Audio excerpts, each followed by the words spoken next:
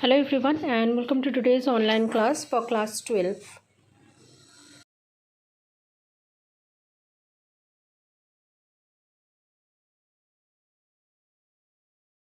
Depending on what kind of a particles that are producing the crystalline solids and the force of attraction between them, there are four different types of crystalline solids that have been characterized. The first one is molecular solid. Now there are three types of force of attraction that can be observed within a molecular solid types of crystals. Those are London forces, dipole-dipole interaction, hydrogen bonding.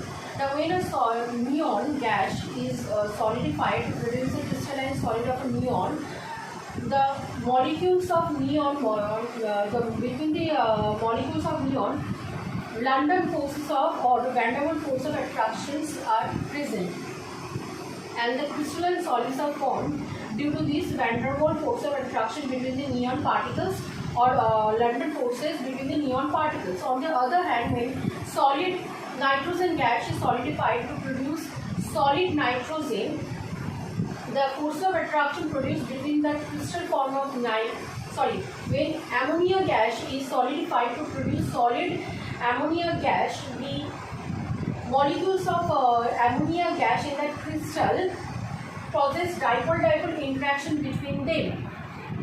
On the other hand, when liquid water is crystallized to produce ice, solidified water, the molecules of water possesses hydrogen bonding as well as dipole-dipole interaction as well as London forces. All of these are under the molecular solid type, because only molecules are producing these types of crystals. Depending on the forces of attraction, there are three distinguished forces of attraction that do present in molecules: dipole-dipole forces of attraction, London force of attraction, or hydrogen bonding force of attraction. Depending on what kind of a particles are producing, what kind of a molecules are forming the crystal, various force of attraction will help to form this crystal form. The next one is covalent or network type of crystal solid. Now, covalent or network type of crystal solid can be produced only by those kind of molecules, those kind of particles which causes covalent bonds between them. If the particles are causing ionic type of bonding or metallic type of bonding or a molecular dipole-dipole interaction or London forces, they cannot produce covalent or network type of crystal solids. That's why only non-metal compounds, non-metal elements only possess covalent non-metal molecules or non-metal elements, non-metal atoms can only form network types of crystal solids or covalent types of crystal solids, like diamond or graphite. In diamond or graphite, carbon particles, carbon atoms, by doing interlocking networks of covalent bond between them and then extending that interlocking of network in a 3 dimension, they form the graphite molecules or diamond molecules. In diamond molecules, by interlocking 6 carbon molecules interlocking with each other,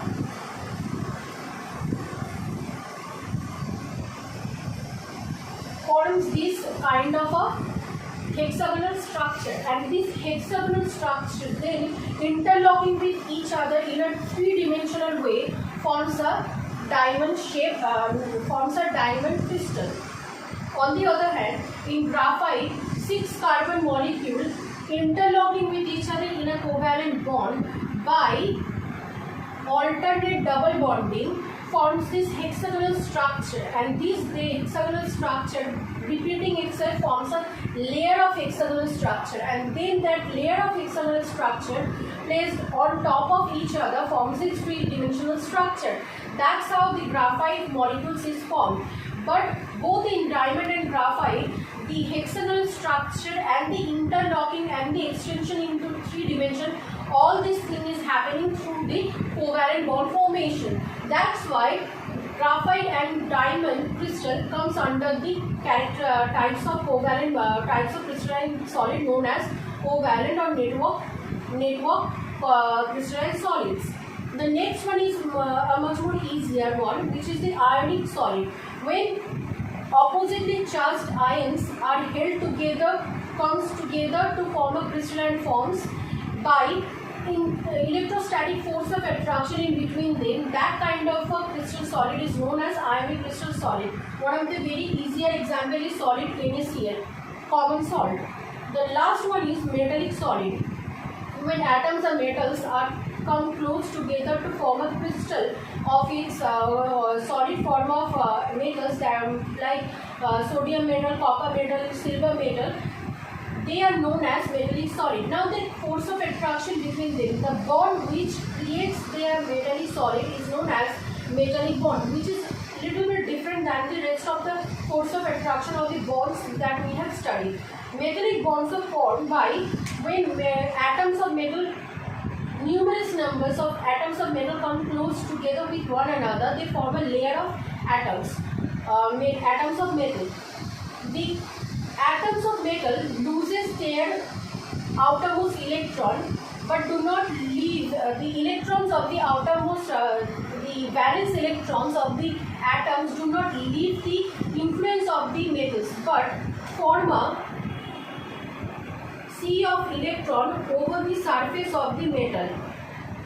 Below the sea of electron, the atoms of the metals are residing, and there thus are two different layers formed. A layer of nucleus of atoms and the electron sea over the atoms of the metals, forming an electrostatic force between the nucleus of the metals and the electron sea of the metals.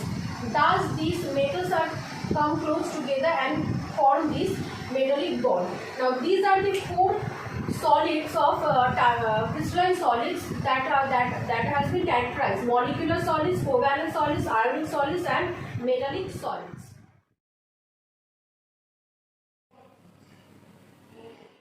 When 6 carbon atom forms a covalent bond,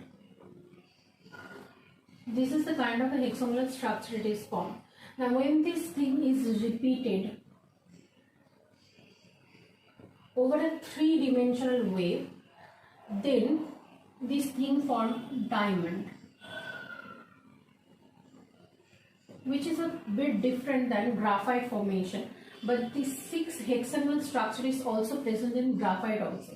But the difference is that when 6 carbon atom forming a hexagonal structure in graphite with an alternate double bond, it cannot produce a 3-dimensional structure, because hexagonal structure with an alternate double bond is planar in nature. I am saying it again. Hexagonal structure with an alternate double bond is planar in nature. Therefore, the repetition of this group, this hexagonal structure unit can only happen in a layer where one hexagonal structure will be there, then another will be there, then another will be there, then another will be there, forming a total complete layer of hexagonal structure comprising alternate double bonds. Now after formation of one layer, another layer will be formed another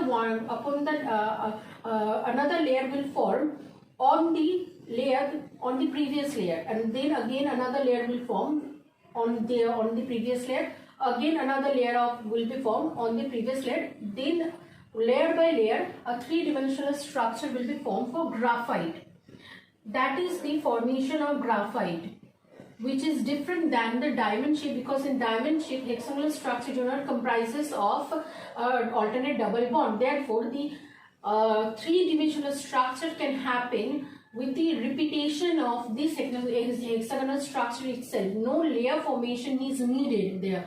But for this type of hexagonal structure formation, where the alternate double bond is present, due to this planar nature of this hexagonal structure, initially a plane of hexagonal structure is formed, and the repetition of that plane produces the 3-dimensional structure. That's why when graphite is struck with another metal or another material, it breaks alongside the layer, not vertically with the layer formation. On the other hand, due to this 3-dimensional interlocking structure of the hexagonal unit, interlocking structure of three-dimensional interlocking structure of this hexagonal unit, diamond forms a very strong crystal unit. That's why one of the most strongest material that you can find on Earth's surface is diamond. Supposedly, few amounts of a certain metal atoms come close together to arrange in an orderly manner to form a crystal. Now, when they are arranging themselves in this orderly manner, a layer of atoms of metals are formed. As the electrons, the valence electrons of metals are loosely held by their nucleus, therefore the electron, if each one of the atom at least releases one electron, therefore on the surface of this metal layer there will be numerous numbers of loosely held electrons. Now instead of numerous amount, let's imagine there are millions of metal atoms forming a layer of metal to produce a crystal. Therefore, if each metal atom loses at least minimum one electron, on the surface of the metal layer there will be at least millions of electrons, loosely held electrons, which will in turn produce two layers,